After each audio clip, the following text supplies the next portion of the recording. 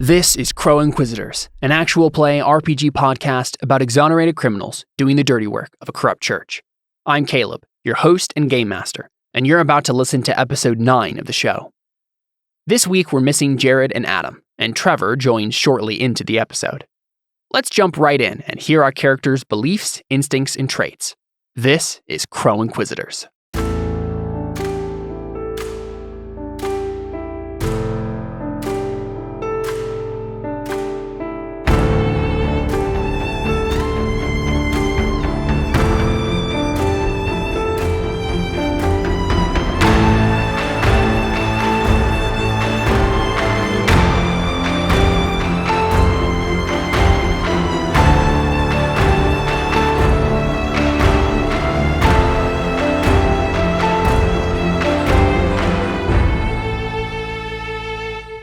Welcome! We're live with the Burning Wheel. Hello, hello.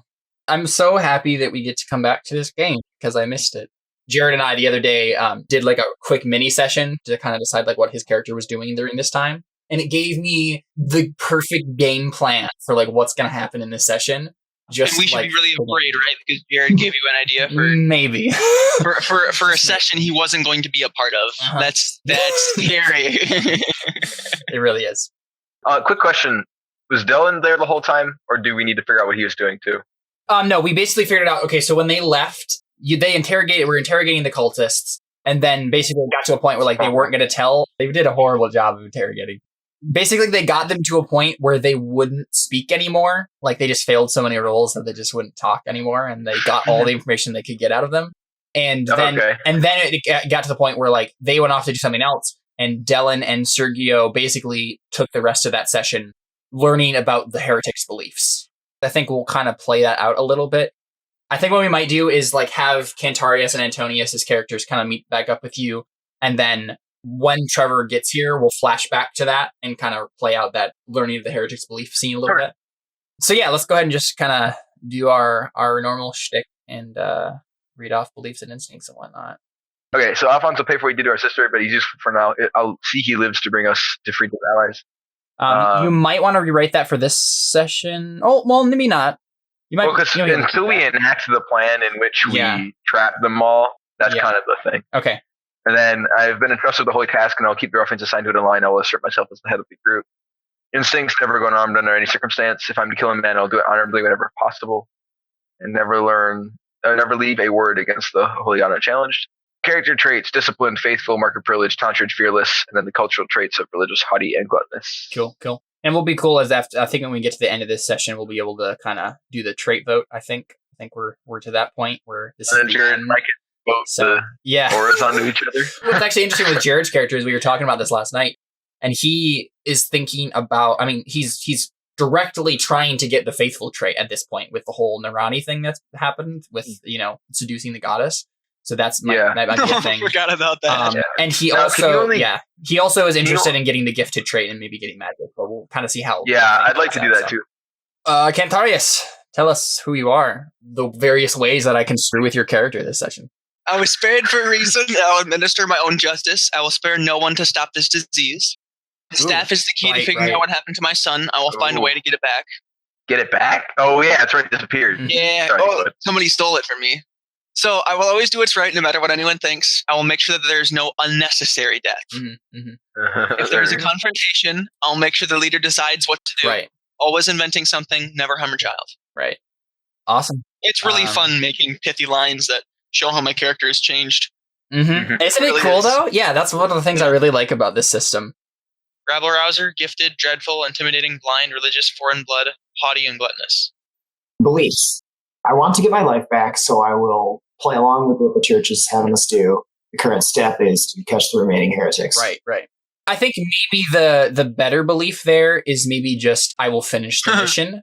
It's a little ambiguous as to if you need to catch remaining heretics or if this thing is unrelated. I blame Cantarius for Maddie's death and want him to be punished, therefore I will find an excuse to get him into trouble. I totally deserve that.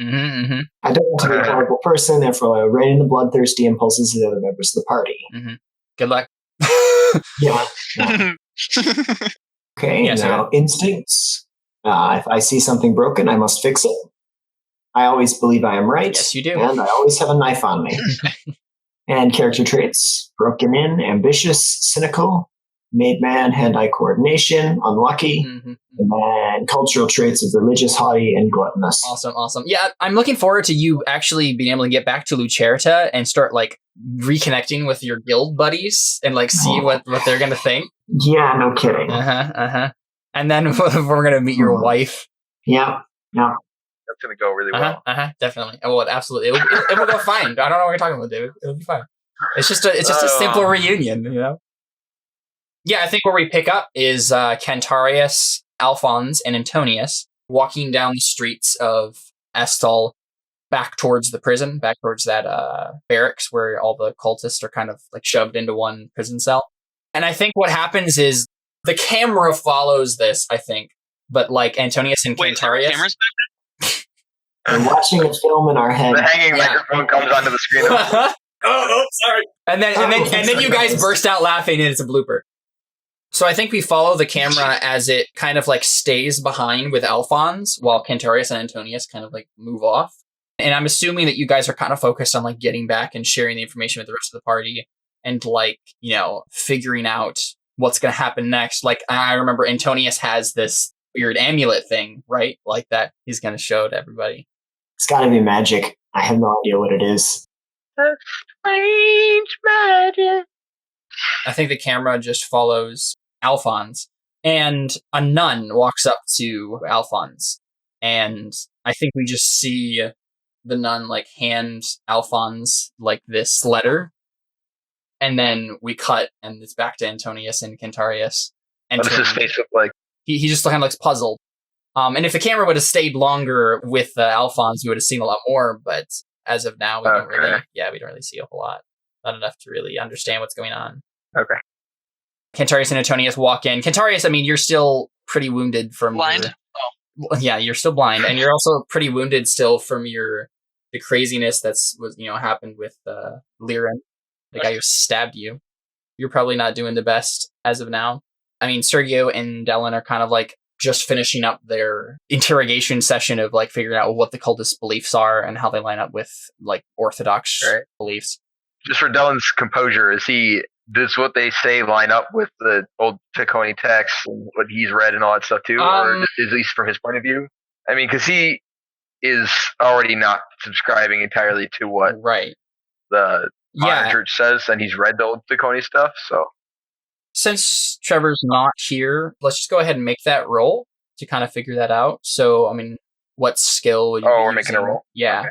To kind of figure it out. Because, I mean, the cultists aren't... Well, I mean, no, because this is the thing, like, to get the information out of them, you know, in the first place. Because they're not super forthcoming with that. Obviously, Yuma was, but this is after Cantarius, Antonius, and Alphonse completely botched their interrogation of these people. And so they don't wasn't part of that. Okay, so Alphonse then. And Cantarius, actually. Oh, yeah. They just botched it. So, these people just don't want to talk to you anymore, so there's going to have to be a roll involved to get any more. Yeah, I mean, he'd probably go specifically to Yuma just because he knows that she is...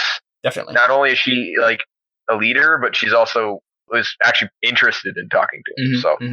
Definitely. So, yeah, what role are you making here? I don't really know what I would make. I mean, I can't pre-chat her. That doesn't really make sense. That's true. I'd roll persuasion, but I'd probably fail. And like, he's not, I don't know. Sure. So, because I'm pretty sure Sergio would also want to know this, so I'm just going to have him go ahead and make a persuasion roll, which you can help if you have something that you think would help. I don't have anything except persuasion that would help. I mean, if you can think of something convincing that you could bring up to bear with persuasion to get some bonus here. Yeah, I don't know. I was kind of hoping to use their earlier conversation just to like basically make the challenge rating lower in that he's like, I want to know more about what you said. Sure. Yeah, I'll go ahead and just give you an advantage dice for this then, just because of you're talking to Yuma specifically, and she's a little bit more willing to tell. I'd also like to specifically, like, if I can, because they're all in one cell, you said, right? Which I imagine must be a pretty big cell. I was wondering if we could. It's really not a big cell, but they're all pretty cramped in there. So okay, I'm going to ask the guards to bring her to another, like a more secluded area, somewhere we can talk. It's more comfortable. It's secluded. Mm-hmm. Without swords nearby. Sure. And swords. So we're not. I do my sword. Also, can I at some point have gone back and gotten those swords? They were pretty cool. Sure. I mean, you're a holy knight, so you could just confiscate them as evidence, So yes, it's totally a thing you can do. I have a feeling I might end up giving them back at some point. Maybe not for a while. Yeah. Yeah, so, I mean, you could just bring her to, there's been an interrogation room, basically, that you've been bringing them to, and it's not built for interrogation, per se, but it's just, the back room that you've been... Is there an area we could go that's less accusatory? Sure. I mean, yeah, you could bring them maybe to just because I think we've established at this point that prison is, this entrance area, and then there's stairs that go down into the prison area, and so you could just bring her up to that, first entrance way. And there might be a chair or two that are just kind of sitting there for guards to sit at while they're waiting at the entrance. So you could just sit her down there and talk to her. Okay. Yeah. So yeah. Sure. So this is Trevor making a persuasion test, or Sergio rather.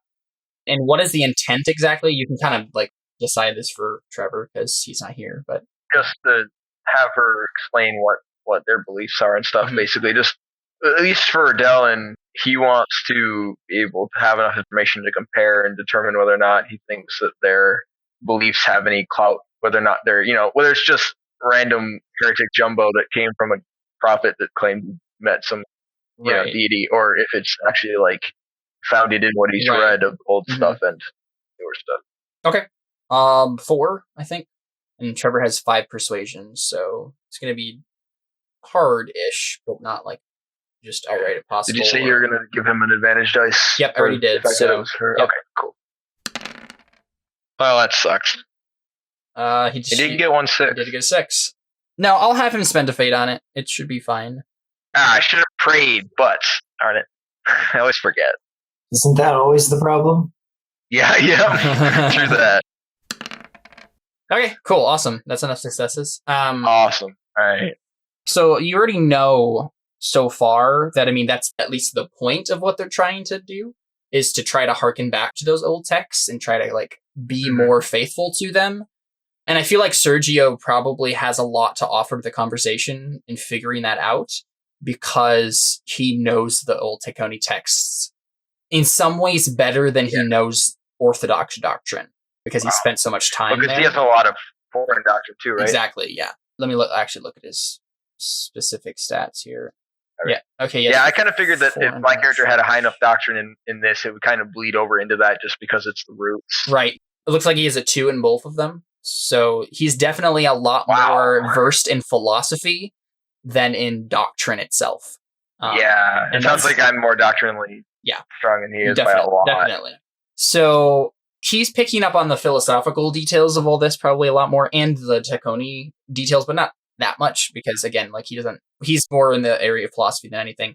I think he picked up that it could go either way, and depending on how subjective or how willing to be open-minded about it Dylan is in the interpretation himself, because a pretty fair-minded, open-minded person like Sergio, for example, would look at that and see that there might be arguments for both sides, that they might be taking it maybe a little bit farther than it was intended to. But if some key interpretations that they kind of bring up of various scriptures are correct, then it could be a major blow against the Orthodox Church doctrine as it stands right now.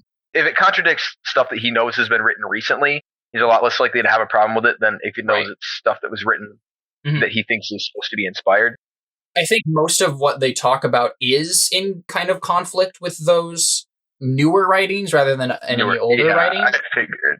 But it's still up to interpretation whether or not their interpretation of those old scriptures is correct. So yeah, It just sounds so complicated. It is. It really is complicated. So much subjectivity in that one sentence. Yeah. So much subjectivity.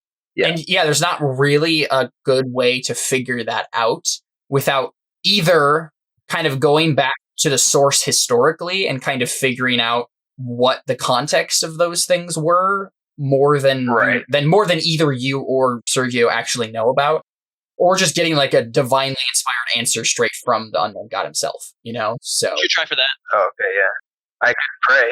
But that's like a 6 though, isn't it? Guidance? Yeah, that'd be 6, I believe, for you. Yeah, I'd have to roll all of my dice. I mean, I know it's open-ended, but can I try? I mean, I can't decide not to. Definitely. Other than making him mad, I guess. Never know, I might get lucky. Wow, that was horrifying. Oh, well, I think what happens is, okay, so always before when you pray normally to the unknown God, there's always, and I think you haven't really noticed this in full effect until now, but there's always been this like feeling that has happened whenever you prayed, like this sense of like just a slight like yes, no, like you can just feel like some sort of like touch on your spirit. Yeah, like a nudge of some sort.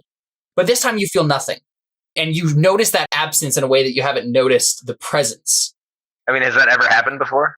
No, not that you can remember at least. But again, like what it is kind of right now is that you haven't really noticed the presence of it until now, at least consciously. So yeah, I mean, that's basically what you kind of figure out. You figure out it's up in the air, it's subjective. They could be right, but I mean, you're as a holy knight of the church, you're sworn politically, at the very least, to kill these people. Yeah. So that's kind of how we find Dellen, whatever he would be feeling about all of that. That's kind of what we find Dellen stewing about when Cantarius and Antonius walk into the barracks. Cantarius and Antonius, what do you kind of do or say, or Dellen? I mean, whoever would respond first to that. Sergio's in the corner, like making notes of everything that like you guys figured out, stewing on it. So, I mean, Dellen, I don't think you know where they went. So if you want to just kind of like ask them, did they inform me that they were going anywhere? Or did they just? I don't really think so. No, I don't really think so. All right. So I think he's kind of like thinking because it's weird that he doesn't have that. You know, he didn't have that connection when he was praying, and also that he's mulling over all these inconsistencies, checking other verses in his mind. So that. Right. He sees him and he kind of double takes. He's like, where were you guys? Where did you get off to? We went off and we searched the mayor's quarters, find connections. Did you find anything? I searched his quarters before and I didn't come up with much. We found this. I hold up the amulet. You recognize it? Because I have no idea what it means. Yeah, so Dellen, you see this. Yeah, you see this amulet, and it's it has just this chain where where it going around your neck. It just looks like kind of like normal silver probably, and then there's this like it's like a little pocket mirror almost. It doesn't like fold out or anything like. It's just this pendant with like a mirror in the middle, like a small like circular little piece of mirror. Engraved around it is this like silver dragon that kind of like curled around the mirror. If you want to make a doctrine check, you could try to figure out. I want his first impressions of it. So what's the difficulty? Probably about a 3. Oh yes. Sweet. You recognize right away that the dragon, though normally associated with the dragon gods of like the dragon blood, normally associated with them because those are their gods, and dragons are nothing if not those gods. Like that is the only physical representation of actual dragons in this world. But Serrano culture has kind of assimilated because they're pretty nearby to the old. I mean, they're living literally directly on old Dragon Blood Empire territory. And so there are ruins around that they can point to. And there are also Dragon Bloods kind of around. They've kind of got a little culture from at least. And they've kind of assimilated that symbol of the dragon to basically be the devil in popular Serrano culture. Oh, nice. That's what you notice right away is that, okay, that's the common symbol that people would use for the devil in this, in doctrine. I think any doctrine that you've read is clear to point out that this is not a physical representation of what the devil actually looks like or what like this evil presence that supposedly sure? Yes, that supposedly like opposes the great god looks like, but they've used it as a symbolic thing to kind of get across the deadly nature of the devil, basically. Like if someone has an amulet of that, we assume that they were intending it to be of depicting that, right? Like there's no reason that someone would be like, oh, a dragon. In Serrano culture, yeah. Basically, like especially here, like it might be foreign. I mean, you don't know enough about metals and whatnot to know where it comes from per se, but him having it, I assume, means that, right? Like it should. Just thought it like cool. there's not really another reason. Okay. In Serrano, so I think he just kind of goes, a depiction of the void. I'm not surprised. Where did you find that? It was located underneath the mayor's mattress in the center of his bed. Well hidden. He just nods and he's like, that's also suspicious. And then he just kind of, did you find anything else? Because he doesn't know anything else about the amulet. So. Did we find anything else of import? Like, find anything else as in things in the mayor's office? That's right. We did notice. Oh, yes. Did we bring the papers with us? I'm assuming so, yeah. Journal or what? Yeah, the diary written in legalese. Yeah. Oh, like an actual diary, or more or less. Sure we can't really I can't really understand any of it. Right. Here, you want to take a crack at understanding this? There's a legal language involved here that none of the characters who were there reading it understood. But I think you might be more familiar with that, so if you want to take a crack at it, that's definitely... I don't have any skills like that, as much as I probably should. That wasn't like an option. It would just be reading, is really what it would be. Oh, okay, well, I can do that. It would just be a read test. I can read. How difficult was it? Or was it graduated? Yeah, it was a graduated test, so... I succeeded. I got a 2. Okay, I mean, I think you understand a little bit more about what it kind of means. You understand legal language to some extent, but I don't. Were you specifically involved in legal procedures? Apparently not, because I have no legal wise or that makes law sense. or anything like that. Yeah, so I think you understand kind of what he means by this. Hey, Jeff, what you kind of come up with is there were some insinuations that he had taken an interest in the Abyss more and more over the course of like several months. And the last portions kind of insinuate that they might have been sleeping together.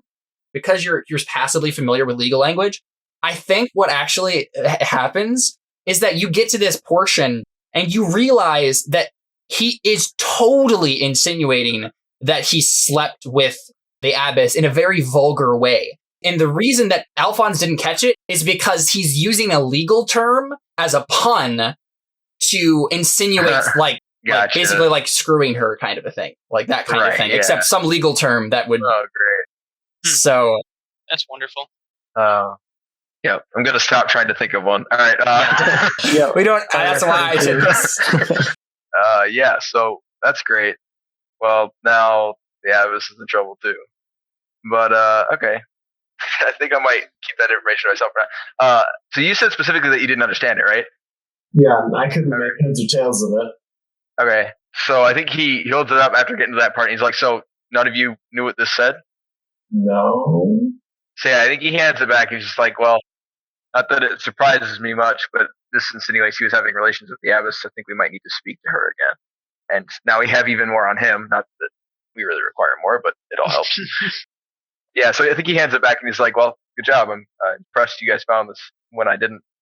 Every little bit helps. That's good. Is this all you guys did? Just went to... Did you do anything else while you were gone? How long were they gone? So it was about an hour or two. I think what happens is we gotta do a flashback. And I don't know if you guys are actually going to tell him this in character. But we do a flashback to them like ransacking the mayor's office and stealing his money. So we cut back from that like scene of ransacking and stuff like that. Hey, beggars cut back and see like Antonius and Cantarius' face. Do they like give each other a glance, or like did they just like stonewall like poker face, or what? I think you'd probably give each other a glance. Oh, wait. All right. Okay, so I think what happens is Antonius kind of glances at Cantarius. But Cantarius and I glance the other way. Yeah, I mean, it's up to you. You're like, what? It's up to you, Josh. I glance at Dallin. You're like, yeah, you know what we did. And I'm like, what's wrong with your face? What's wrong with my face? I'm blind. Man, how dare you? Well, I think Cantarius found some money. His brow arches, and he's like, found? I begged. It found me. He looks back. I'm blind. How can I find money? So how does Cantarius actually respond to that then? I don't know. Did you just not say anything? Just like, yeah, probably not. He just stonewalls. He just kind of stares off into the distance. When I say found, like, in a questioning manner, and he doesn't say anything, I look back at Antonius like, what do you mean found? Like, I know he didn't look at it. Like, what do you mean found? Right. So, well, essentially, I'm just trying to push blame off onto Cantarius and now also Alphonse because Right. Really, the blind guy? Right. Yeah, the blind guy. I mean, yeah, really the blind guy. So, yeah. The more I think about it, the more I have no accomplice whatsoever. Cantarius is going to take this. I want to brawl, man. Come on. That's because you can win. Well, I guess. No, I can't. I have as long no. as there's not a sword I involved. only have 3 dice in brawling. I I hit you with the back of my sword. I used a flat, so I can use my sword. And not kill me? Yeah, exactly. I only have 3 brawling, so. And it's not gray. what's the plan as of now? The real plan is to wait on to have Alphonse do that plan with Printa, wasn't it? I mean, that's like the next major thing. Yeah. Yeah, it is. And you guys don't know where Alphonse is. Oh, yeah. He's not here, is I he? ask you where Yeah. Alphonse is. And you guys didn't notice that he left. Like, I have no idea. He was with us last we checked. And he didn't give any indication as to where he was going. No, I assume he could walk down the street without help, unlike some people. Well, yes, but that's kind of what I'm worried about. I have never once asked for help crossing the street. Because I've always been there to help you. Oh, man. Well, him walking down the street on his own is kind of what I'm worried about. Okay. We should probably figure out where he is before he Fine, I'll just stop being burns blind. the city down. I'm right here. I can What are you hear talking about? now. I was just pretending as if you were still talking to my Oh, character. I was like, what? Yeah. Yeah, we need to figure out where Alphonse is because reasons. Probably wise. Did my character ever actually meet Sergio? I guess. It wasn't really a formal introduction. Kind of passively know of each other's existence. Yeah, but we can definitely do that now if you guys want to. If you guys, By the way, yeah, right, yeah. Hello, Antonius Ram, blacksmith. Sergio Tan, random probo. Is that actually what you say? Sure. Okay. He gives you a weird look. Like, what are you? You're like that crazy uncle who embarrasses you at parties. Yeah, he just kind of like looks confused and then just sort of turns to Antonius and is like, "We should go find Alphonse, or maybe we should go talk to the abbess. They're probably in the same place, knowing Alphonse." Good point. That's probably. And I'd like to talk to her about this alleged affair she was having with.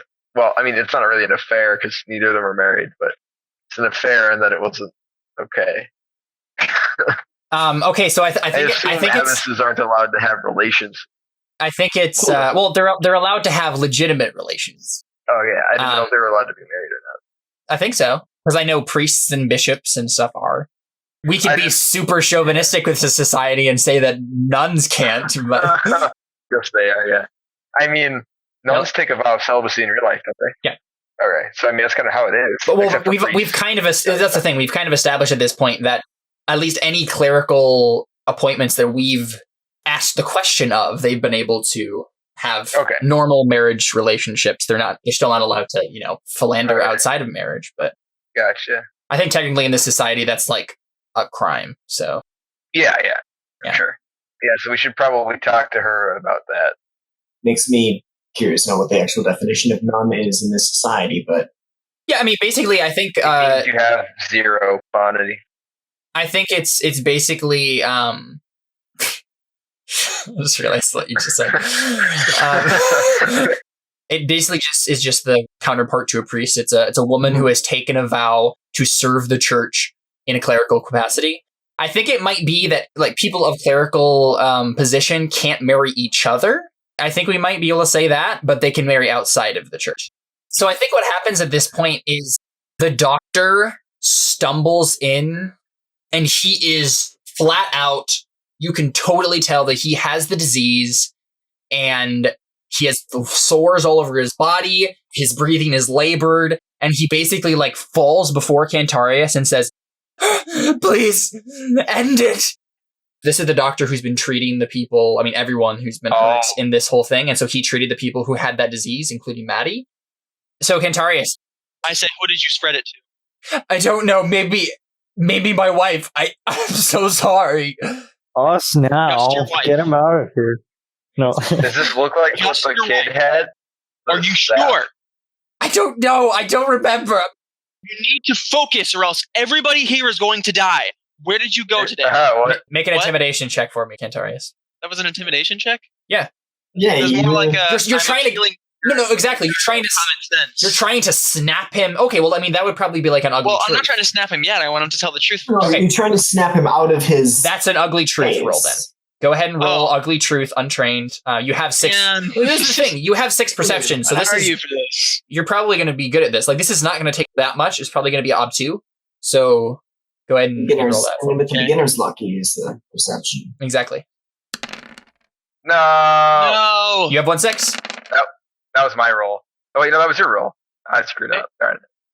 Or were you praying for me? I rolled the roll too. Yeah, I was trying to heal him. Sorry. Hey, Awesome, success. cool. So you succeed. So yeah, he snaps to reality. He just looks up at you. He's like, I went to an old woman's house today. She had some sort of coughing spasm. It's not this. It's not. And he's like, just like keeling over. He's like, it was unrelated, but I think she might have had it. I don't know. That's the only thing I can think of. So just the old lady and your wife. And my wife. I mean, where's the old lady? Where does she live? And he just gives you a quick description. It's like a few blocks, like south. Okay. All right. So I say, may God have mercy on your soul, and I snap his neck, and then I say, guys, let's go. And I run to the So first, does anyone try to actively interfere with the guy? Yeah. Okay. Does anyone try to actively interfere with Cantarius killing him? So wait a second, Connors. How do you kill this guy first? But how do you kill this guy, Cantarius? I snap his neck. Yeah, snap his neck. Okay, I mean, you can probably just do that without a roll unless someone's interfering. Hand. Does it spread by touch? That's a good point. You might not want to do that, Connor or Cantarius, unless you don't care. I mean, nah, I'm fine. So you just snap his neck? No, I don't. Oh no, you don't. Okay, so what do you do then? Yeah. Do you maybe just like look at Dylan and try to have him like cut? Okay. Yeah.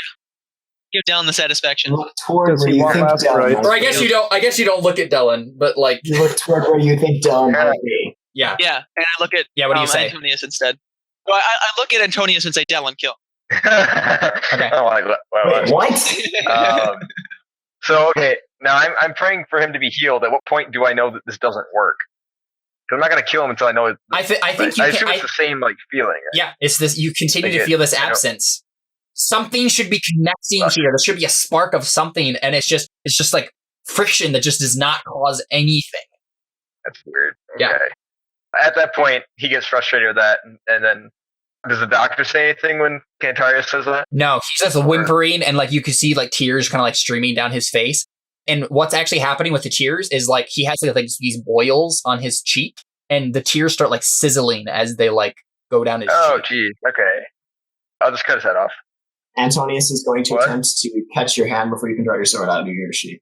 Okay. I mean, if you go for it, he's not like gonna. He's not gonna actually resist you. Yeah. Okay. Yeah. You'll just stop and be like, "Do you have any way of saving him?"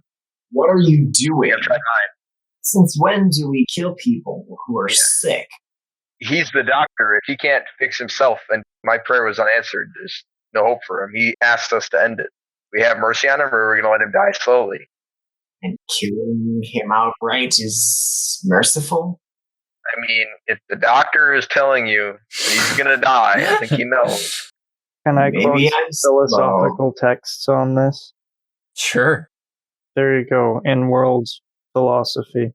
Well, I mean, it's probably based in Tekoni thought. So, like, do you want to just make up something randomly? Like, maybe the Tekoni have maybe they have a pretty defined philosophy of like euthanasia kind of a thing. Sure. And I mean, are you arguing that we should or shouldn't? Yeah, you can argue either way. The dying branches of a tree. But there we go. Right. Yeah. Yeah. Okay. Is the doctor saying anything while we're having a philosophical debate about killing him? No, he's basically just racked with pain at this point. He can't speak. He's just like, okay. Does this look like the disease that the other people had? No, it's totally the disease of the other. Oh, well, I'm not going to kill him then. That's a terrible idea. I thought he was... Okay, so this is the thing. The people who have died from it so far, and I think you do know this, they have died from the disease. Someone didn't kill them. The disease ran its course, and they died. So you don't know whether or not killing them will set off the same effect, but at the very least, you don't know that it won't, so... All right. So, I probably wouldn't have tried to kill him. I didn't realize that because I think just to be on the safe side, the assumption that it's released when you die is probably a safer one. So we might shoot him with a crossbow instead. I don't know. I feel like we should not be in the same room. Lock him in the room and then shoot him with an arrow and then shut the door. Yeah, you could just maybe say crawl over into the interrogation room and just we'll shoot you with a crossbow and then close the door or something like that. Of course, then someone has to grab him. Drag him to the room. Yeah. Unless we're just going to use the room he's in. The problem is the room he's in is the main room, the main area with the prison. And so all the cultists are right there. There's all what? I mean, it's technically our job to kill them. That is actually a really good point. I'm sure Sergio would not agree with this plan, but... I mean, I don't even think Dylan wanted to do that. He told Yuma that his plan wasn't to kill them all. That's probably not a good idea. Well, now I don't really know what to do. So... Just use gloves. From what I see of the other people, can I tell that they have more of an idea of what's going on than I do? I mean, I know there's a guy dying of some horrible disease. Yeah, the other characters? I don't know why they're so eager to kill him. Right. Is what I'm not understanding. Yeah. I mean, I see him, but I don't see why. And you do know that this is what Maddie... You also do know that this is what Maddie looked like. Before this happened. But yeah, you definitely don't know the fact that they just explode after death. So I don't think anyone's taking time to monologue. Exactly. So, yeah. Well, I probably have gauntlets, right? You have plate gauntlets. Actually, I want those though. Okay, I'm gonna take those off. Okay. And grab some gloves from someone else that I can burn. I think there's a scared guard over there that he has leather gloves on, kind of a thing. You could probably just take from him. Okay, so he can't even move, right? He can't do anything. Yeah, he's keeled over. None of you were there when this was happening to Maddie, the death throes, so you wouldn't recognize it. But I think the audience knows that he's about to die. It's pretty close. Yeah. So Dylan just drags him into the room there, into the other room, carries him as carefully as he can without also touching him with skin. Sure. And then just sets him down. He'll probably use a knife and not his own sword he can dispose of because he doesn't really know exactly how this contracts.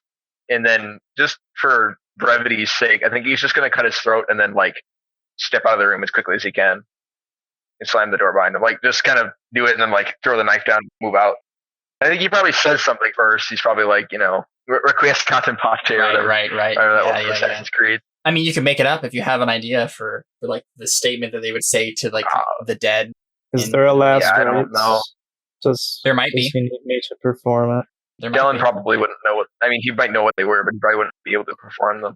Well, I'm not like a priest, right? Yeah. Well, I mean, yeah. You might, to be honest, Sergio, you might want to say "Hey, do you have any sins to confess? So I can pardon you of them." I'll do that. Okay. I mean, this guy can barely talk. Yeah. I don't think you ask him. Yeah, I think you ask him just in passing, kind of Sergio, while everybody else is arguing about what to do, kind of a thing. And yeah, he looks at you with these pleading eyes. Please forgive me, but I can't confess. I can't even speak.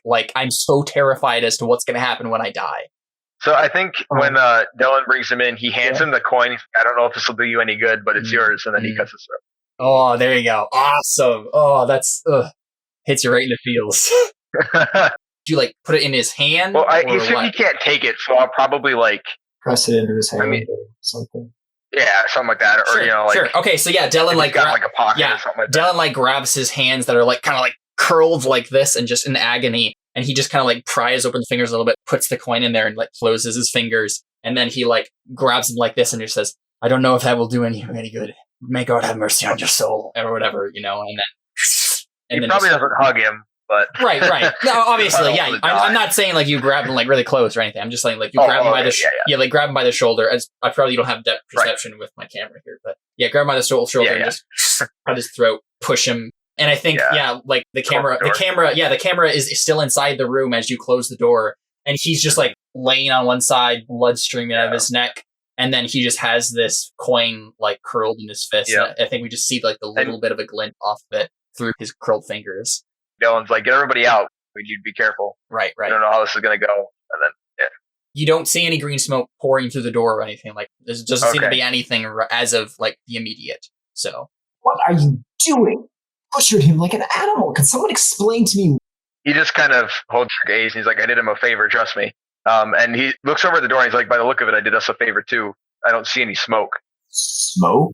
When that disease took Maddie, smoke poured out from her body and killed her mother and father. That's how they passed. I assumed we told you. Regardless, it doesn't appear that if you prevent the disease from killing them, it seems it doesn't produce the same smoke, at least as far as I can tell. Regardless, that was what needed to be done, as unpleasant as it was. Now we need to move on because we have a plague to catch up to. If this gets through the city, this is going to be Armageddon for this town anyways. Let's just go ahead and go to break, and we'll be right back for more Born Wheel right after this.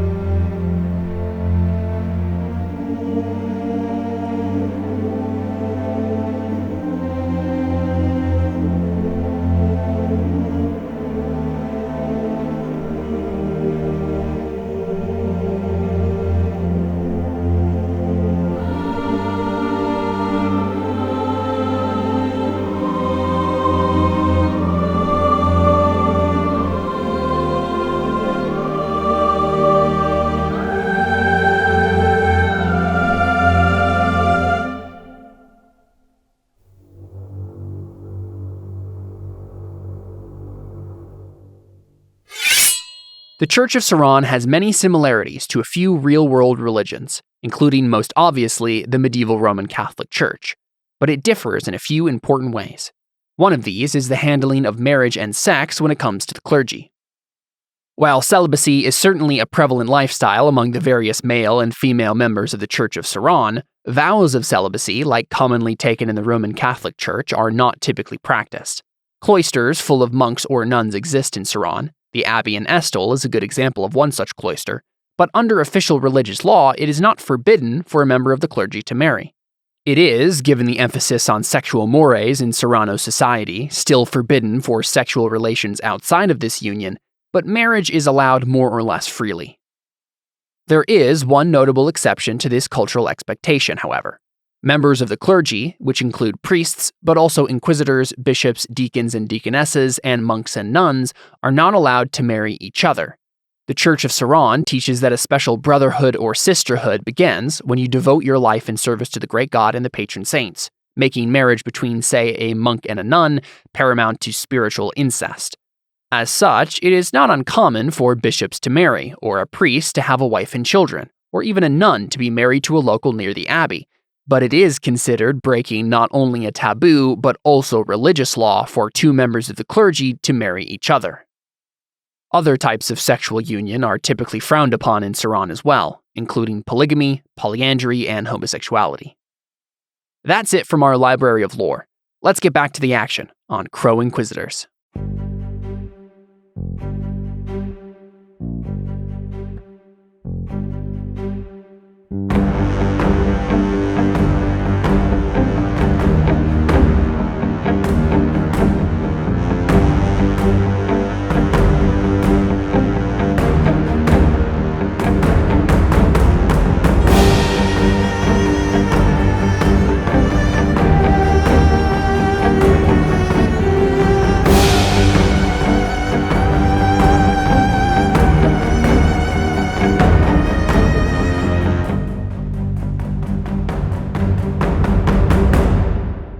Hello. I don't remember what I said last. Oh yeah, I explained about the smoke. And then I said we needed to go stop the plague from killing everybody. And how do you propose we do that? go figure out who he touched and make sure they're not dead. Then kill them when we find them? Is that what this is? Are we going to go and kill the whole town? The doctor managed to... They asked for it. Managed to stave off the effects of the disease when he caught it early. Obviously, he didn't catch it early enough on himself, but if we manage to get to them in time, we might be able to get them to someone else who can help them. If they're in his condition, I have a feeling they'll desire the same treatment. If not, then we'll let them die slowly in agony, but that's up to them. Then he just kind of goes to head out. Time to get this week's flag mask. Is there a fire in the... Well, okay, I probably shouldn't do that. I'm just going to throw the... Yeah, don't burn. Burn the building down. I was like, I'm just going to throw it in their fireplace. I'm like, that's a terrible idea. That's how we got into this mess. I'm probably just going to set them down and be like, someone should probably dispose of these, and then scrub the entire place. Someone that's not me. Hours. Someone who's not going to go figure out if this place is about to turn to one giant green cloud. All right. What's the plan then? I'm already on my way out, so... I will follow him, I guess. I jump on my falcon and fly away. Your falcon is not that big, I'm sorry. I mean, I don't have a specific reason to not follow him, so why not? I mean, you step outside, you don't see people like falling down in the streets dying from this disease, so... We don't see any gas mushrooms, that's probably a good start. Alright, then we'll just go... specific that needs to be checked out. I can send my falcon out. It's true. Well, maybe we should have him go over the house we're going to first, just to make sure that it's not enveloped in green gas. Yeah, I don't know. Maybe we should wait a little bit. See the smoke rising from the chimney. What house were you going to? The old lady or his house? The old lady. Do you want to go ahead and roll a falconry test for us, Sergio? Yeah. Do it. That's ob 2. Offhand, is this the same falcon that we saw at the mayor's place? No, it's not Sergio's falcon, don't worry. No. Okay, good. I mean, I don't know how much you know about the differences between falcons, but... I mean, it's visibly not the same bird. Yeah, I guess. I think Sergio's bird is a little bit smaller than the bird that you encountered. Mm-hmm. Cool. So, awesome. So you succeeded, though. So it goes there, circles around, comes back, looks completely unfazed. So doesn't look like there's anything special. You guys just make your way there? Yeah. Okay. There's no one immediately outside the house or anything like that? Yeah, there's no answer if you knock. Okay. Is there a window? Yeah, sure. Right on the side of the house. It's a pretty small house, so you see like one room, and there's just this old lady that you can see just sleeping on this bed. It doesn't look like she's like super sick and throwing up or has boils or sores or anything, but I don't really know what we say to her. We just kind of... Just kill her. What? No. No. That's horrible. There's not a lock on the door. You could probably just walk in. Oh, okay. Not very secure. All right, I guess we'll just walk in. Carefully, probably. I am not going to just walk in. You don't want to find out if she's dying? I mean... Maybe. Yeah, I suppose it's probably a good idea. Yeah, so I think what happens, Dylan, when you get closer is you realize that she's a little bit too still. Yeah, I had feeling. Her skin's not blistering, you said? Nope. She's not even smoking? Nope. Okay. How close are you getting? Like you just walk right up to her and just... Well, until I realize that she's too still, and then I stop. You notice that there seems to be signs of like defensive wounds. Like someone's like grabbed her arms really, really tightly. Like there's some bruises on her arms. Like someone just grabbed her and pushed her down and like held her there really, really tightly. And she's not breathing. Is she alive? She's dead. She's totally dead. Oh. She has no symptoms of the disease, but she's dead. He's like, okay, well, she's not blistering. If she was choked, he's not worried. So he'll approach her and turn her over so he can see what happened. And it's just pretty obvious she was suffocated. An alien burst from her chest. She was like suffocated in her sleep. Wait, what? Call the predator. This disease is obviously Cthulhu, right? Well, I mean, every disease is Cthulhu, if you think about it, right? What? Oh, man. Right? All right, so anyways, I mean, she's dead. She's not going to explode into green smoke. We really don't have time to worry about it too much. It's not anything we can do. Is my aura thing only useful on people, live people? Does it have to be you could try to people? read if there's magic involved here. That could be a thing you could do. That would be op one. Okay. There is a slight trace of something unnatural, something supernatural about mind magic. About the woman's corpse, and it's very faint. The whole corpse is radiating this slight magical aura.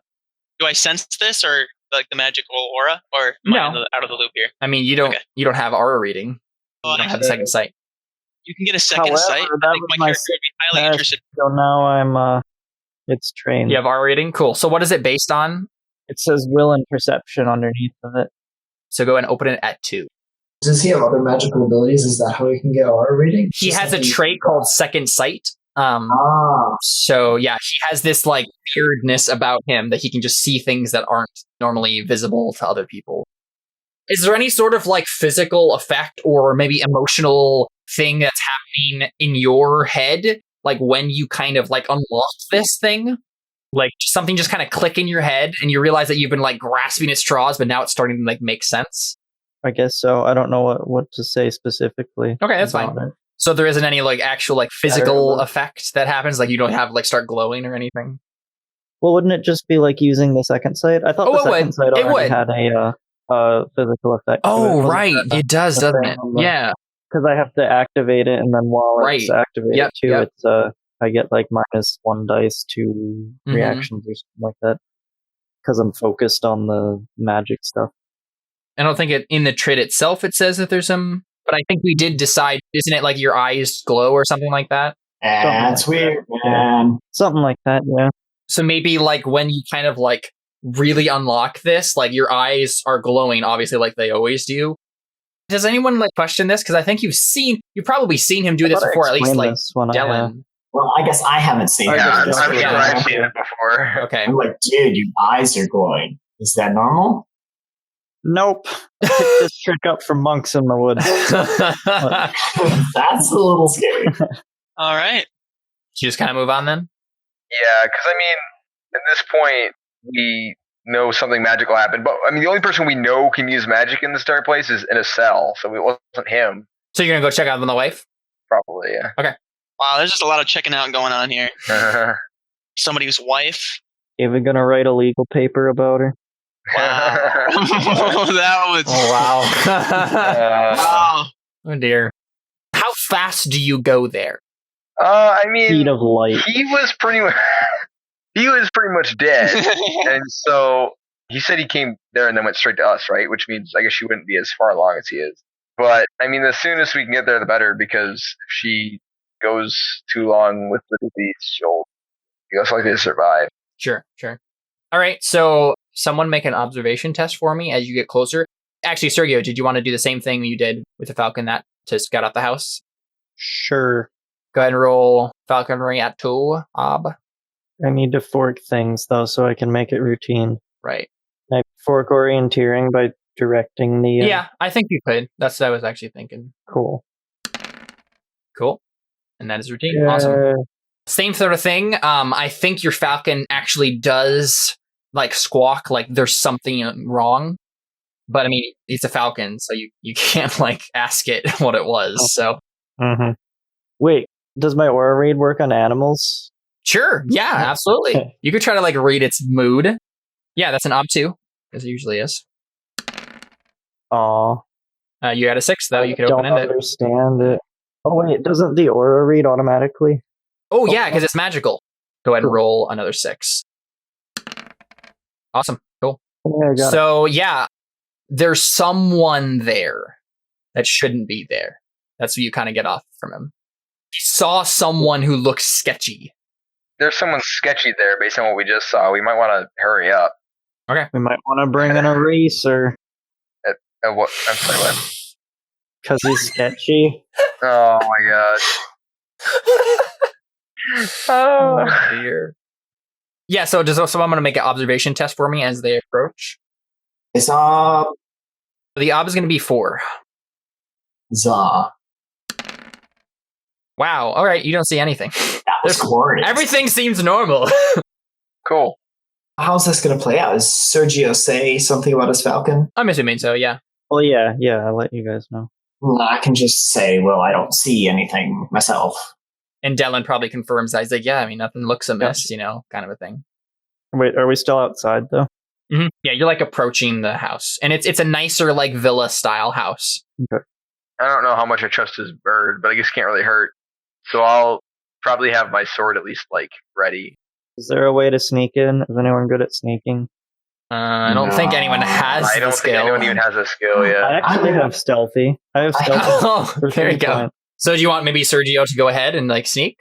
Is everybody okay with that? I'm okay with Sergio trying to sneak. Sure, yeah. Or you guys could go in the front and like sneak around the back door. Yeah, we'll make a bunch of noise and you can stealth. Cool. All right, that works. I mean, make a conspicuous test then, if that's your plan. Does anyone have a conspicuous from you three? I have it being trained. I don't have conspicuous. Connor, do you have conspicuous? Not trained, no. Sorry. So Dylan, right. Go ahead and make a untrained conspicuous test. Let's make the one. I mean, it's not going to be that difficult. Yeah, I just have my sword out and I'm like, law. Yeah. Yay. Oh wow, I didn't realize you had 6 dice. Yep, I have Crazy. Awesome will. Right, yeah. Okay, so yeah, so you're just like banging on your like plate with your sword kind of a thing, like making a din. All right. That's a linked test to give Sergio an advantage dice for his stealth roll. So Sergio, you may make the stealth roll with a 1 modifier or more if you have skills of working. What are Antonius and Cantarius doing while this is happening? I'm just going to stick with Dylan for now. Cantarius, what are you doing? I'm just going to do whatever Dylan's doing. Okay, yeah, so Dylan's making a noise to distract whoever might be inside. Actually, no, I think I'll ask Dylan what he wants me to do. I'm just like, we're going to go in loud and Sergio will go in quiet. We're going to just lay the situation out. And but what do you want me to do? What I want you to do? What are you good at? You're good at hearing things. Just stay here and tell me if you hear anything. I don't want them to jump on us. Also, if somebody the blind guy be the scout. Yeah, exactly. The magically blind guy. Okay. I mean, yeah, Cantarius, make a hearing test. I mean, not a leopard. Yeah. Plus, if someone's inside doing something, you'll be more likely to sense that than me because I can't hear like you. Yeah. Go ahead and make a hearing test. Hearing test. Yeah, let's make it a 4. Oh, wow. Hey, look, I failed. Man, that was so bad. Oh, I have wounds, that's why. Yeah, I can't hear over the loud noise that my wounds are making. I mean, literally, it's just distracting him from concentrating on the channeling of the magic. I mean, it's also the fact that Dylan's kind of making a lot of noise right next to you, so it's probably not helping. All right, stick around. We got more Burning Wheel to come.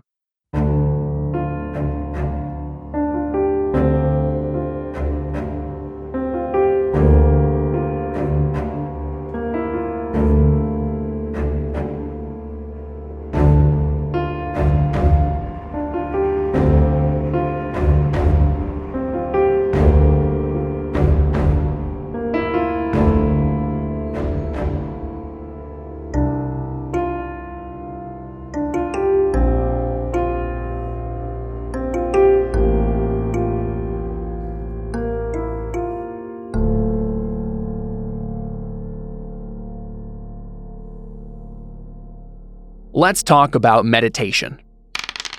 First and foremost, meditation is a way for a character to calm and center himself. It is both rest and a method for divining solutions to problems via deep thought. While meditating, a character is vaguely aware of his surroundings, cognizant of changes in the environment like noise or the presence of someone near him. He may make an observation test to detect stealthy characters. Meditation can be used in place of sleep for rest. Each hour of meditation counts as an hour of rest for the purposes of recovering from wounds or attacks. Failing the test indicates that the character falls asleep at some point. Using meditation, a character may center himself before taking a test for another skill. This is a linked skill test, and is primarily how Sergio uses meditation in Crow Inquisitors. A quick lore note before getting back to the game. Sergio learned his particular style of meditation from the monks of Techo, and as such, the way that he goes about it would seem much more Buddhist than Christian in its presentation. We'll learn more about Techo and its culture and religion later in the campaign. Now it's time to get back to the game.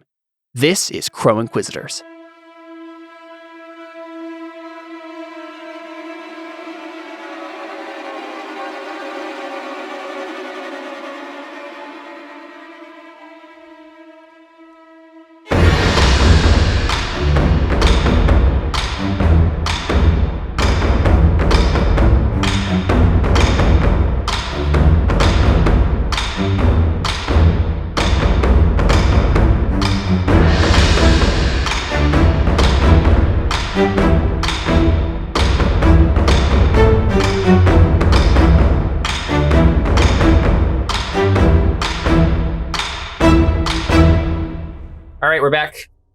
Yeah, so you're going to meditate before you do your stealth. So while Dellen's making a din over there, so you're just like...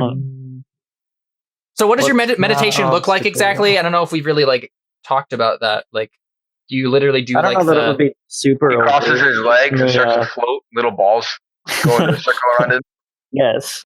Like, does it legitimately look like what we think, like a Buddhist meditation? It would probably just be more of me focusing myself in this situation. Sure. I think he's already done it, like, during an action before. So if he had to sit... when I'm just... It would just be kind of me psyching myself up for... Okay, cool. Definitely. At least in this situation. If I use it as, like, actually meditating, then I'd... Right. Close your eyes for a second. And okay, so this is like a quick meditation of, like, just a focusing of your mind inward on your task. Mm-hmm. That's cool. Awesome. So go ahead and roll meditation for us. If you can get another advantage dice on this stealth roll. Obstacle is 3. I mean, Dellen's kind of being distracting with his things. So. Oh no! You got a 6 though. You only need one more success. But since this is just for a +1 on the... Okay. Oh, that's true. Yeah, so you try to like focus in, but you're like, I just don't have enough time. I need more time to like sit down. I did do a very good job of being conspicuous. So. You did. You really did. Obstacle is... it's against whatever this... So it's against Ob 2. Ob 2. Unfortunately, Ty goes to the defender in this case, so you would have to re-roll that 6 if you and get it if you want to succeed. Oh, really? Yeah. This is a versus test. And I think he's gonna roll a fate and get another success on that. So he has a 3 instead of a 2. What? NPCs can't have fate. Yeah, they can if they're important. Yeah. But they don't have souls. They do have souls. Your characters don't have souls. If that's the argument you're making. Everybody in this world is a ginger. So yeah, if you want to spend a fate, you can re-roll that. Or just leave it. No. Yeah, that's too high of All right, that's fine. Yeah. You do sneak up. You get to the back. You know, no one's killed you. No one's dropped from the shadows and like tried to slit your throat or anything. But so you get to the door, the back door. There's like a little garden like out in the back. So you kind of like go through that and get up to the back door. The back door is partially open. Go inside. Yep, just go inside. Make an observation test. Untrained. To notice people, though, I can do perception with my second sight. Right. Yes, you can. Go ahead. So I think like your spider sense tingles. Your eyes just start glowing of their own accord. Whoa. Magic. So yeah, go ahead and make a perception test. And I think the ob will be 4. Ouch. That's a bad number. Wow, that's a pretty bad roll. So, I mean, mark that difficult perception test, but you don't see the man jumping out from the shadows to knife you. So, oh, good. He's going to roll a knife test, and you can roll, I mean, any relevant skill to, like, combat it. Cooking.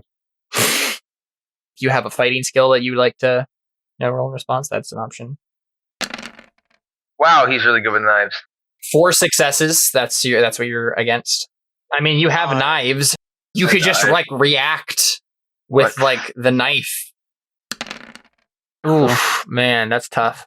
Yeah, so, I mean, he knifes you. He doesn't kill you. I done got knifed. You done got knifed. And I think this is a mini wound. You get, like, a gut wound. I'm stabbed. You've been stabbed. I would die. Are the other people coming through the house, though? Yeah, they were gonna like wait a little bit for you to sneak around. And I then imagine go in, you probably scream or wail in some way. I mean, you got stabbed. So what do we hear from Sergio when you get stabbed in the stomach or whatever, in the chest? My philosophy to realize that pain is also part of life. Pain is temporary. Oh my gosh, Trevor, I would legitly let you make a philosophy roll to like ignore your wounds for a test or something like that. That'd be cool. I would totally be fine with that. Is this a large house? Pretty big. Right. Multiple stories or anything, or just... Yeah, there's 2 stories. I will yell out, there's a guy with a knife here. There's a guy with a knife here! So I look at Cantarius. Oh, where's Antonius? You're with us too, right? Yep. I came with you. Okay. Then I look at you two and I'm like, I think that's our cue. And I kick the door down. Awesome. So I think the house is structured such that it's almost a clear line of sight from the front door to the back door. It's just this long hallway, separate room off to the sides. You just see Sergio being stabbed by the guy. Like, okay, well, I'm gonna try and run him down then. Cool, awesome. I mean, I think at this point he looks at you full plate kind of a thing, and he just tries to take off. So, opposing speed test at this point. If someone else wants to like impede him. Well, I can't catch him. I can't catch him either. So yeah, go ahead and like this will be the speed test if Sergio doesn't grab him. But yeah, Sergio, you can definitely. I mean, this would basically be like a power, like opposed power to like grapple. Well, I know I'm not going to be able to overpower him, so I'd just go for a stab or something. Grab his leg or something. Yeah, make him trip maybe. Okay, sure. Trip him. You could shoot his leg with an arrow. I have my knives out. I don't doubt after getting stabbed. I can pull my bow out. How about you try to do how about you try to do a knives test to hamstring him? Okay. Yeah, sure. That would be cool. Can I make a philosophy and/or meditation check to get rid of the wound? Absolutely. Yep. Thing? Go ahead and roll those. I mean, I don't think you have enough time to do both, but you can choose one. So if you choose philosophy, I think the other because sure. Yeah, we can do that. Yep. So which one are you doing the base of, though? Which one do you need a test on? I guess in this situation, it would probably be philosophy more than meditation because I don't have much time. Yeah, that's fine. And I think what probably happens is like you're like as you're like clutching your wound and like going to hamstring him, you're like spouting off like, though I walk through the valley of the shadow of death, I will fear no evil, like that kind of stuff. Except like philosophical texts that you've read about like how pain is temporary, pain is an illusion, like that kind of stuff. Yay! I'm a crazy madman. He has a 2 to dodge out of the way of your. What's the obstacle for the philosophy? Philosophy, a 3, I think. What? I get a 0. Wait. Oh, your wounds. Yeah, it's with the wound. Oh wow, you got no successes. So yeah, so I think you're spouting that to yourself, but it's just not helping. So, but you can still try to hamstring him. So the obstacle's 2 on that. Yep. That's rough. You can mark that difficult knives test though, and that difficult philosophy test. But yeah, so the reason that you didn't hamstring this guy is because the pain is too much. Like you're just like trying to philosophize yourself out of this pain, and it just doesn't work, and you just stumble and just miss. Falconry? Can I have my falcon like fly in his face? You can have your falcon track him. That's the thing you could do. So at this point, Dylan opposed speed against his 4 successes. But yeah, you got 1-6 if you want to re-roll it. But I think there's a lot of reason. Okay. Mark that difficult speed test, and yeah, he just gets away. But Sergio, you can do a falconry test to try to track him. Yes. So yeah, he's gonna roll stealthy in response to this. Let's go ahead and. Can I attempt to philosophy again to not have the wound on the falcon check? Sure. Yep. Because now you have a little bit of time to kind of like calm yourself a bit. So yeah, definitely you can do that. 3 again. Yep. Cool. So now you have like a little bit of time to like center yourself. And so you have a lot more like meditation focused stuff happening. And then you just like reciting the philosophy to yourself. So you can ignore the wounds. So just basically just add 2 more modifiers than you usually would. So can I add one for tracking too? Absolutely. I mean, this is legitimately what this is. You can also add one for orienteering. Nice. Thanks. So it'd be 4 total. Yep.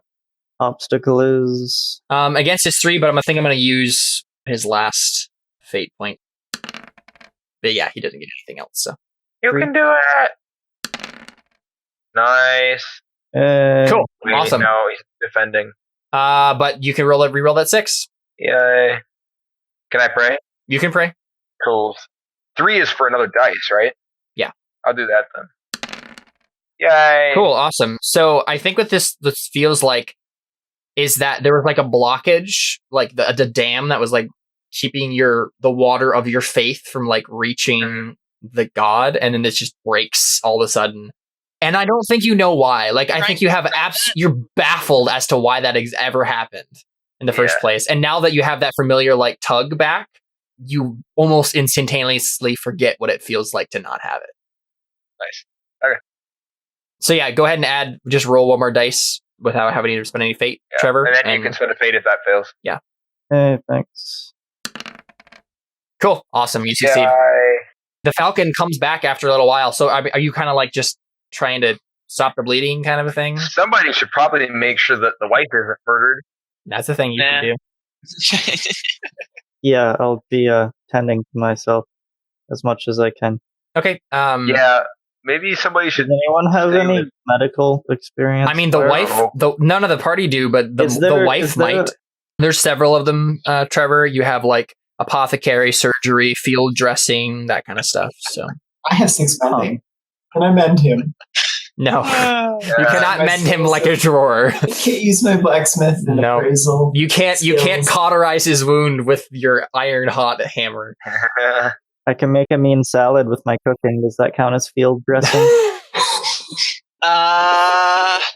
So someone needs to make an untrained field dressing roll against him, or someone needs to find the wife and see if she can make a field dressing. I will go do that.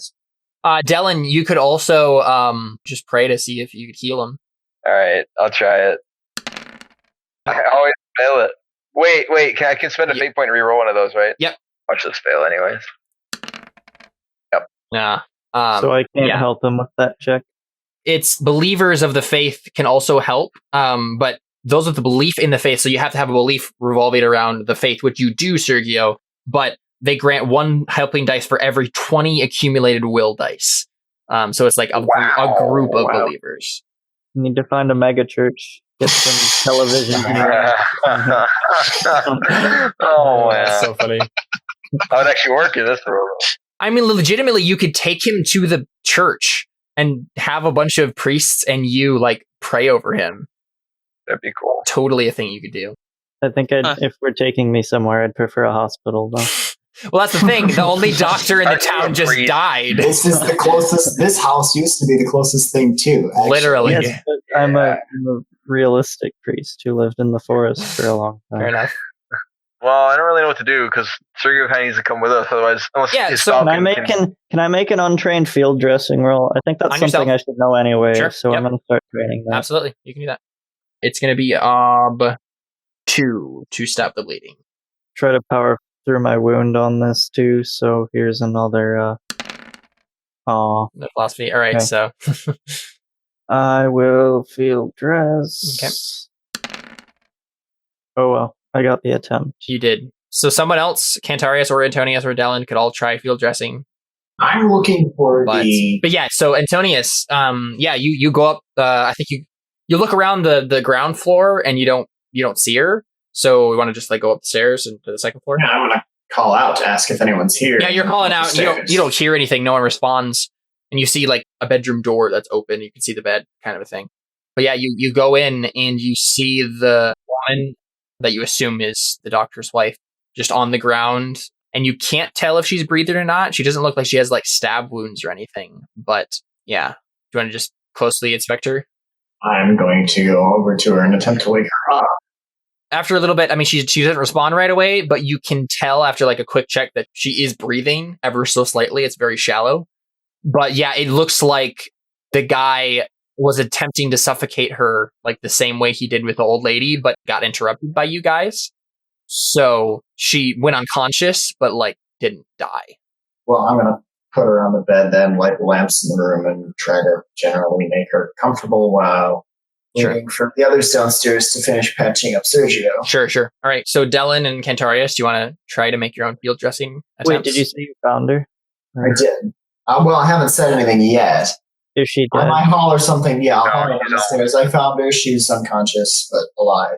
So it took 20 minutes, Sergio, to try to attempt that. And once you get to the end of it, it didn't help at all. You wrap something around it. It helps somewhat, but like it's still bleeding through the bandages. And you're not able to get it tight enough with the weakness, with the loss of blood you already have. And like your distraction from having the wound in the first place, you're not able to get it tight enough to really staunch the flow. Yeah. Okay. Okay, you yelled down and said she was alive, right? Yes. So I'm like, well, the doctor's wife has to know at least more about this than we do.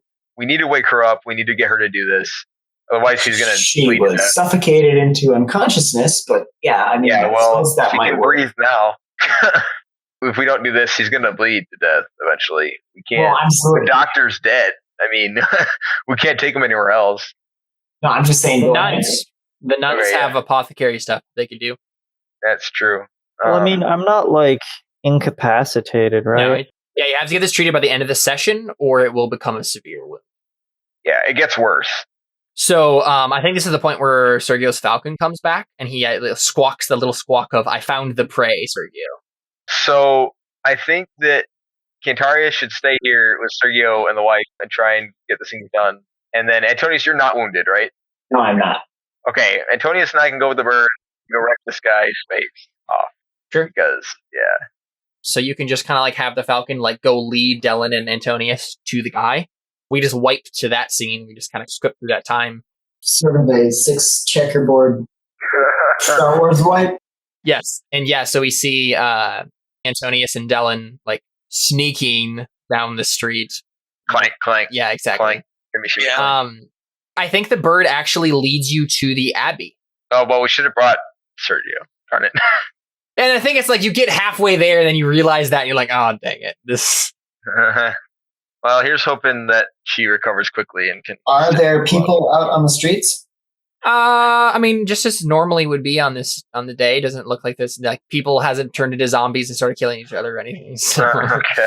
I'm going to find if there are young boys around, I'm going to find one and ask them to run up to the doctor's house, find the men inside, and tell them that we're headed toward the Abbey, that they should probably come that direction. Okay. And I'm going to give them a half penny or whatever. Okay, sure, yeah. No, and then that makes sense. Yeah, the boy just like he just nods eagerly. He's like, I could do that. Yes, sir. And then he just runs off. And he's like 12 or something. The falcon leads you to like through the main gate to go into the Abbey. You just walk in. Yeah, I will ride in. Yeah. Okay, ride in. Yeah. And so yeah, you guys ride in, and you get to the main gate, the gate that goes across the bridge to go to the Abbey. That guy, the guard, just like lets you in. He didn't care. Well, I asked him if somebody just came in with a knife and cloak. He like shakes his head. He's like, no, sir, I didn't see anyone. I'm like, well, we're chasing a murderer. Alert the other guards and form a perimeter. Don't let anybody leave. You see this look on his face is like, holy crap, how many murderers are there in this town? Like, there's like that same middle-aged nun who was manning the gate the first time. She just looks down at you and says, hello, did you need to enter the Abbey? I'm looking at the hawk. What's the hawk doing? The falcon's like circling around the main building. Yeah. I tell her, nod at her, I'm like, we're pursuing a murderer. That bird there is indicating he's inside your building. I've already alerted the guards to form a perimeter. We need to get in there. See if you can't clear the people out. I'm concerned he may attempt to kill somebody. Yeah. And she looks really concerned. Like she's just like, what? Because like they got attacked last night too, and so yeah. She's like, do we get no rest? Yeah. So like, she just cranks open the gate and lets you guys in. So you guys ride in. Okay. So I think there's some like nuns like on the staircase. Like I think they're doing like ritual penance. Or not penance, but like ritual, like honoring of the dead kind of a thing. And in the courtyard, they have like these funeral pyres where they have like their dead nun companions, and they're all kind of like praying and participating in that ritual. But they kind of like scatter out of your way because you're like, riding straight through like really determinedly. I'm assuming you just swing off your horse and just go inside. Yeah, I might have Antonius stay on the horse so he can ride the guy down if he comes out. I'm not sure we want to do that way. Antonius I'd rather try my luck at an opposed knife test with him than try my luck at a riding test on that horse. Last time I did a riding test, I got hit in the head with a rock and fell off. That is an accurate statement. All right, fine. I'll just leave the horse here. But then if he takes it, we're screwed. So I'm going to tie it to something. Take the time to secure it because otherwise it's going to be his escape plan, not ours. Are you doing it carefully? I don't know. You do it. You're probably better at tying knots than I am. You work with their hands, right? Do things. I mean, well. So you just storm through. Where are you going exactly? Well, I probably have Antonius circle around the back through like, I don't know how many entrances. We know there's at least 2 entrances into this thing. I mean, there is a giant hole in the window. That's true. Actually, he probably went in that way. So one of us should go in that way and one of us should go in the front door. We just need to cover as many exits as possible between the two of us, which is 2 exits. But, whatever.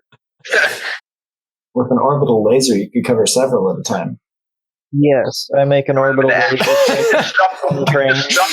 You roll a philosophy test to make an untrained, or make an orbital laser? Untrained orbital laser construction. So, Antonius, here's a plan. We have all of the nuns stand in front of the window, and then you stand in front of one door, and I'll stand in front of the other one, and then he can't get out.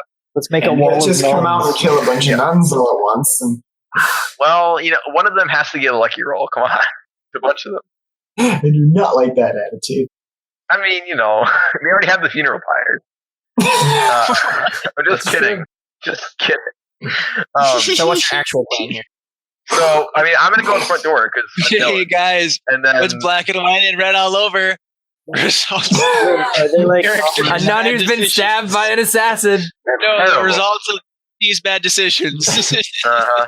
I think I'm going to go in where the breach was then. Okay. All right, that's probably where he came in. So I'm going to go in through the main door. I mean, I don't have stealthy, but I'm not going to try and be loud either, I guess. Antonius, you want to make an observation test for me when you go into the stained glass? Oh, yep. I can do that, yes. Ob 3, I think. You got a 6. Nice. Yeah, sweet. Okay, so you spot on like a jagged piece of glass that's still connected to like the frame.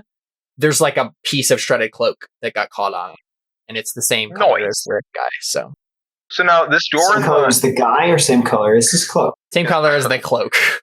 Okay, so basically, I'm going to scan, and as long as he's not right next to me, I'm going to try and get to the other exit as soon as possible because then at least I clear everything. Yeah. So like you go through like the hallways, and I think a couple nuns, like one or two, just kind of like look at you as you pass and like, can I help you with something? He says, "Yeah, go join your sisters outside. It might not be safe in here."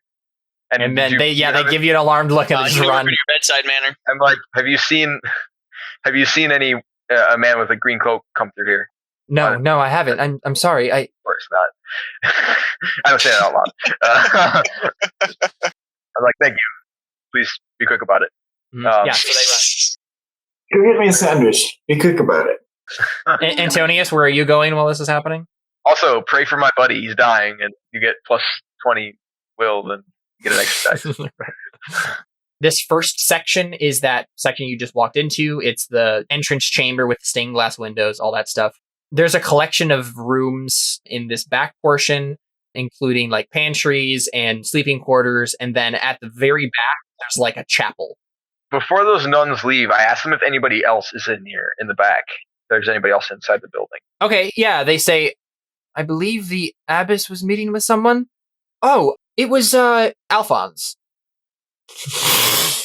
The look on your face is so great. I make that face in character, and I hoof it as fast as I can. Awesome. I think I'm just sort of look from room to room and try to do a more thorough search behind what Dylan did. Sure, yeah. Go ahead and make knife in my hand, I have my knife out. Make an observation test for me again, Antonius. 2. You should get a minus for that massive beard in front of his face. What?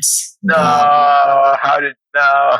You're distracted by several things, such as the sound of Dylan clanking in the distance. There's a few nuns shouting to each other. There's a hole in the pantry door. There is a hole in the pantry door. There's a hole in But yeah, so you don't notice anything as you're kind of like wandering around looking at stuff. Antonius, if you get randomly stabbed, I'm gonna be so mad. so Dylan, we pick back up with you, and where are you going exactly? I'm just going to barrel straight through whatever door I think they're behind. I mean, they're behind door number 1. You picked correctly. I mean, the two places you could think of. Or am I just? I assume they're in the little chapel area. Profuse. Okay, so if you go to the chapel area, we'll get back to you in just one moment, Sergio. And so yeah, you burst into the chapel area. You burst into the chapel area. I think you see the abbess in prayer just by herself in front of the shrine in the middle of the room. Okay. Or the back of the room, rather. I asked her where. Wasn't Theo supposed to be with her? Yes, he was. What's this butt munch doing? Where is he? You know? Okay, I asked her where. I'm like, Abbess, where's Theo? And probably far away from you if you're calling him butter munch. She's going to roll falsehood in response. Oh my gosh. But if I remember correctly, I'm going to stab her. Trained on the falsehood roll. Yeah. This woman, I'm going to die. She is indeed. She makes me angry. Tell us how you really feel, David. Oh, thank goodness. Awesome. Cool. Yeah. She looks at you and she says, I have no idea what you're talking about. And you just felt she's lying to your face. Okay. Well, I pull my sword out, not like in a threatening manner, just right. I need to know what's happening. Sure. I'm like, tell me where they are now. She says, they came to me, of course, but we just had a brief conversation just about the progress of your mission. And I wanted to thank Alphonse for helping me. Theo, I believe Theo's around here somewhere. He just went off to rest, I think. Every word is a lie. I was going to make a joke, but I don't think Dylan would make that joke, so it's not going to work. So you just stonewall her? I don't think Dylan would make a joke. I was going to be like, so you thank him like you thank the mayor and just see what her face does, but just see what her face does, you know? And maybe he says that. He's sarcastic. Okay. Yeah, I think she goes pale, really pale. I'm like, now where is he?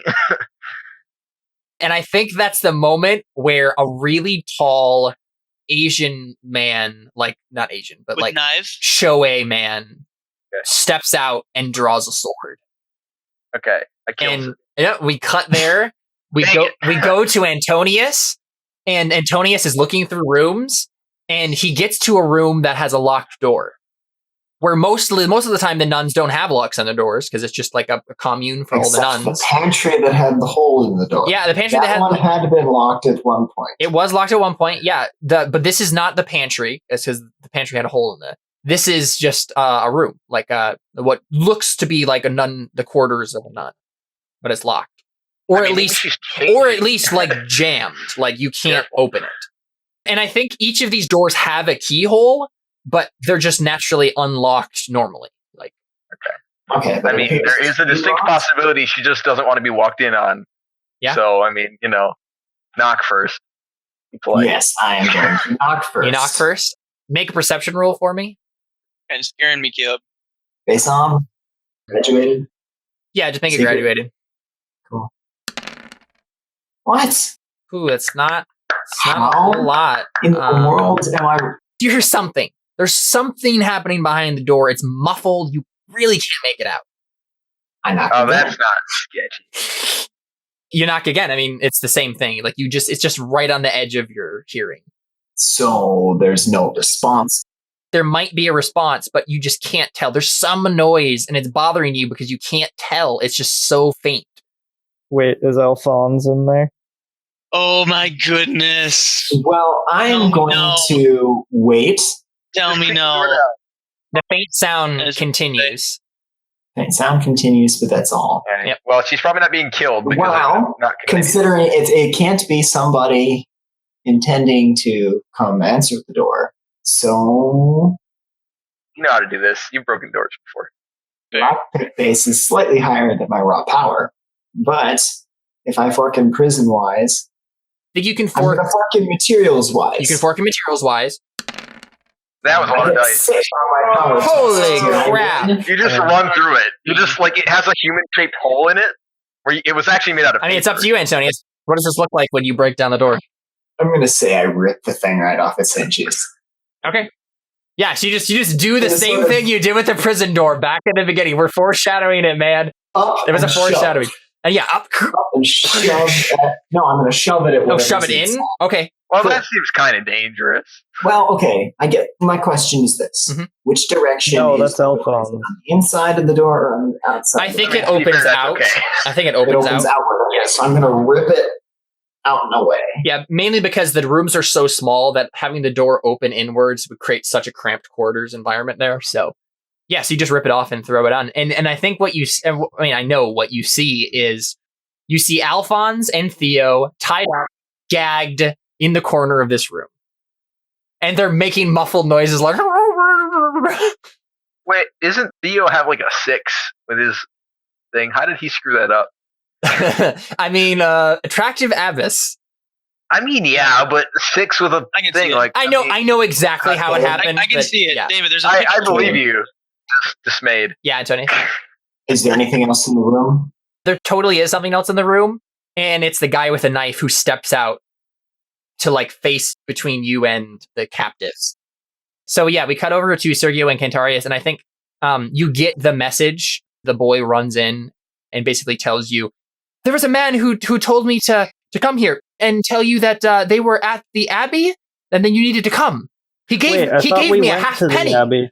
Weren't we on our way to the Abbey anyway because I needed medical stuff? No, I was saying that they needed to wake up the woman that was the doctor's wife, and that she should be able to stitch you up. Kentarius, did you try to do that? Probably not. I like oh wait, no, I can't watch her sleep. Never mind. I probably woke her up. Okay. Sergio's dying. What are you trying to use to wake her up? You could make an alchemy test to make like smelling salts. Nice. Yes. So you failed. I think what happens is you do make the smelling salt, but it basically makes the wife go into like a spasmic shock, and like she just flails around and just like kind of like passes out again, and she's even worse for wear now. I'm so good at this. I always just cause more problems for us. Isn't that great, guys? Says the DM. Yeah, so Sergio, are you basically just like determined like, let's go to the Abbey and get myself stitched up now kind of a thing? I'll make an aura roll on check her condition. See if I can not have wound penalties. Awesome, cool. Yep, definitely. Did I get it? Yep. Oh, I did get it. Hooray. She has that same faint magical aura that the old lady and Maddie did, so. Okay. So you're going to head up to the Abbey, or what? To the Abbey! Or do you want to just, like, kill her? I mean, because she has this dormant thing. Kentarius, can you carry her? We could take her to the Abbey, too. I mean, I'm kind of blind. Treatment. But you have the hearing. You could probably do it, no problem. Effectively not blind. I'm kidding. Navigate fine. We're good. All right, cool. So I think, that's where we kind of, like, just leave off as you guys heading out with, Kentarius carrying the girl. Do you want to just say that you reach the Abbey and get treated? Yeah, because that's right where we were going. Sure. Let me just go ahead and make that roll real quick then.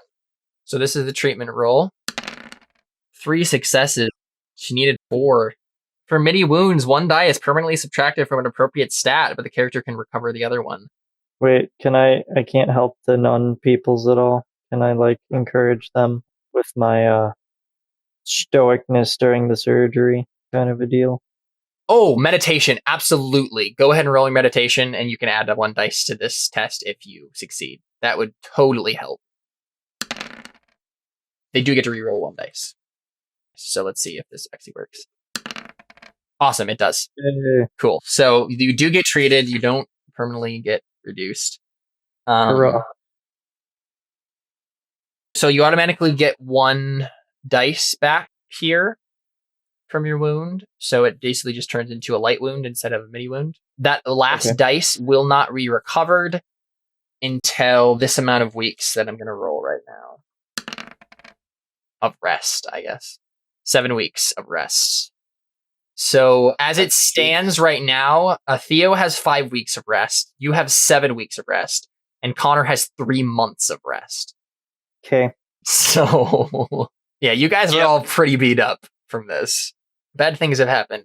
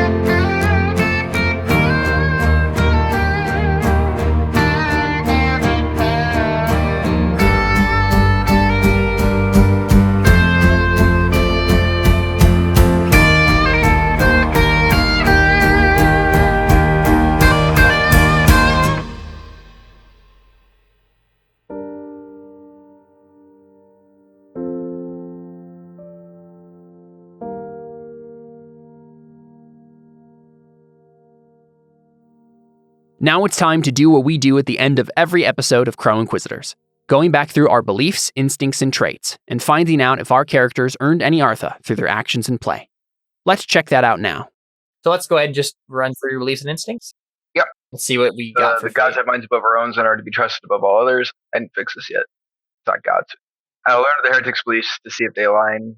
Persona, you did that. Yay. Alphonse will pay for what he did to our sister, but useful for now. He lives to bring us strength of allies. I mean, technically, I did that, though I didn't know I was doing that. That's fine. You can take credit for it. That's fine. All right, thanks. I have been entrusted with a holy task, and I'll keep the ruffians inside in line. I will assert myself as the head of the group. I definitely think you did this time. Yep. So fate for that. I mean, you were like leading the whole like let's go find these people thing. Yeah, cool. Never going unarmed under any circumstance did not hurt me. If I'm to kill a man, I didn't do that. I almost did. Never leave a word against the holy challenge. I don't think I did that either. Being disciplined, faithful, marketplace, contrary, fearless. None of those got me in trouble. I didn't really get into trouble, really. Yeah. Cantarius, what do you got here? I was spared for a reason. I'll administer my own justice. I'll spare no one to stop this disease. I mean, you didn't. I kind of slaughtered somebody. I mean, you didn't. It was Dylan who really did it. Well, yeah, but I guess. But you worked towards it, so you got a fate. Yeah, I wasn't gonna hit the man over the head with a stick, which I didn't actually have. So, yeah. Anyway, the staff is the key to figuring out what happened to my son. I'll find a way to get it back. I'll always do what's right, no matter what anyone thinks. Yeah. I'll make sure that there's no unnecessary death. If there's a confrontation, I'll make sure the leader decides what to do. I did that once. It didn't get me into trouble. No. Always inventing something. Never harm a child. Yeah. Go ahead and take one fate for blind, though, because, I mean, you could have really helped Sergio and probably field dressed him just fine if you weren't blind. Yeah. I mean, I could have done a lot of things this time. I could have chased after the guy. Yep. So take fate for that. Wait, Connor has field dressing? No, he has a really high perception. Yeah, so. I was just eating a salad earlier. Most of it's gone, though. So, Antonius? I'm just full of bad jokes today. I apologize. You think it only happens today? That's a good point. And because you are a bad joke, Connor. Oh, that hurts. Hurts my soul. Beliefs. I want to get my life back, so I play along with the church's schemes. The current task is to stop the murderer. You definitely work towards that. I blame Cantarius for Maddie's death and want him to be punished. Not really. Yeah. Do that effectively. I don't want to be a horrible person, therefore I rein in the bloodthirsty impulses of the members of the party. You attempted to, yeah. You're working towards that. If I see something broken, I must fix it. I would say that the murdering stuff, probably. But did it get you into trouble exactly? Well, considering I'm face to face with a man with a knife. Sure, take fate for it. I always believe I'm right. Yeah, I don't think Antonius was super arrogant enough on himself this time. Not really. No, I always had a knife on me. Didn't get me into trouble. It did come up though. Mm-hmm. Then traits doesn't look like any of this. Yeah, nope. Yeah, all right. So not a whole lot of fate, but it's something. Sergio. I lost the session, so I want to whip this group into shape. I will put someone in charge and make sure the others follow his lead. Not really. I want to gain the Taconi Steward's recognition and the sainthood. Nope. But I did gain my new sight. Yep. So you got a persona for that. Hooray. Do I replace this with something else then? Yeah, you could basically, if you wanted to, you could just replace it with, I will try to get better at doing aura reading. And then as soon as you get the next level, then you can get another persona, and so on and so forth. You can rewrite that if you want to anything, but you could just keep that belief going as long as you want to continue advancing aura reading. All right. Thinking he kind of wants to learn how to field dress now. Okay, yeah. Have the nuns teach him some healing skills. Yeah, definitely. Especially because I feel like I know pretty much at this point we're going to have a long denouement kind of like aftermath, stay in the town for a while and recover bit. Mm-hmm. So you'll have some time to practice and whatnot. And then I don't think I have any instincts or traits. I did get stabbed, but I don't know what I can tie that to as far as written traits. Loner. I was alone when I got stabbed. Okay, sure, yeah. That actually makes sense because that's literally a part of why you got stabbed is because you decided I want to go stealth in by myself. That's legitimately connected. True. Is there anything else for your instincts or anything like that you? Not that I can see, no. Okay, cool. So there you go, cool, awesome. So yeah, next session we will absolutely wrap this up. I'll see y'all next week. Same bad time, same bad channel. All right. Adios. See ya. That was episode 9 of Crow Inquisitors. Look out for bonus content coming up as well, such as original fiction, music, and other extras to tide you over until we return to the campaign proper. I hope you're enjoying the story so far. Thanks for listening, and we'll see you next week for another episode.